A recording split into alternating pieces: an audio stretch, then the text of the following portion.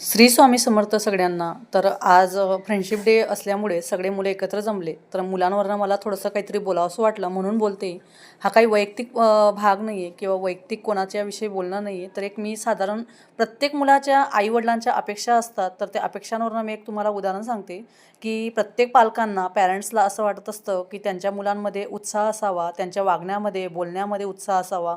परंतु असं दिसून येतं की अनेक मुलं ही खूप जास्त मरगडलेली असतात. उत्साही त्यांच्यामध्ये बोलण्यामध्ये उत्साह राहत नाही आणि बऱ्याच जणांना तर बोलायचा सुद्धा कंटाळा येत असतो. तर स्वतःहून काही करायची त्यांची इच्छा नसते.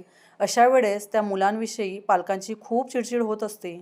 माझंही कधीतरी असंच होतं. त्रिशा खूप जास्त बडबड करते, परंतु कोणीतरी प्रश्न विचारला तर लवकर जर रिप्लाय देत नाही, तर माझीसुद्धा खूप चिडचिड होत असते. अशा वेळेस त्या पालकांची चिडचिड होते आणि त्यासाठी मुलांमध्ये उत्साहाने बोलायची सवय असावी, उत्साहाने काम करण्याची सवय असावी, ही पालकांची अपेक्षा असते. तर बघा, ज्या मुलांमध्ये उत्साह भरलेला असतो, अशा मुलांच्या चेहऱ्यावर नेहमी चैतन्य दिसत असतं. त्यांच्या चेहऱ्यावर आनंद असतो. ती मुलं नेहमी आनंदी असतात. नवीन काही करण्याची त्यांच्यामध्ये इच्छा ही नेहमी जागृत असते, उमेद असते.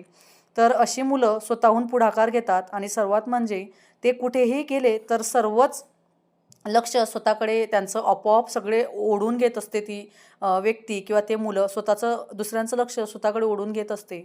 तर अशा मुलांमध्ये संवाद साधणं, वक्तृत्व, नाटक किंवा बऱ्याच काही गोष्टी असतात की ते गुण त्यांच्यामध्ये असतात. तर हे गुण आत्मसात करायला पाहिजेत, ह्या सवयी त्यांनी स्वतःमध्ये लावून घेतल्या पाहिजेत. तर यासाठी बऱ्याच पालकांचा खूप जास्त खटाटोप चालत असतो.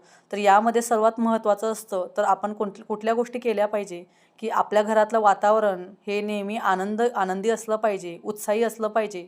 ज्या घरातलं वातावरण उत्साही असतं त्या घरातील सर्वांच्या मनात आपोआप उत्साह भरला जातो. घरात आनंद, उत्साह येण्यासाठी नित्यनेमाने घरांमध्ये गप्पा व्हायला पाहिजे, गप्पा केल्या पाहिजे.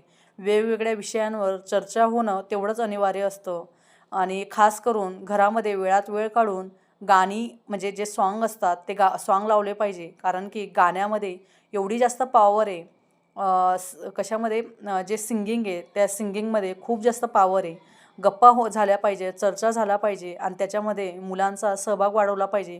मध्ये-मध्येच मुलं डान्ससुद्धा करत असतात. मुलांसोबत वेगवेगळ्या प्रकारचे खेळ खेळले जायला पाहिजेत. आई-वडील दोघं जणांपैकी ज्याला वेळ मिळत असेल त्यांनी ह्या गोष्टी मुलांकडनं आवर्जून केल्या पाहिजेत.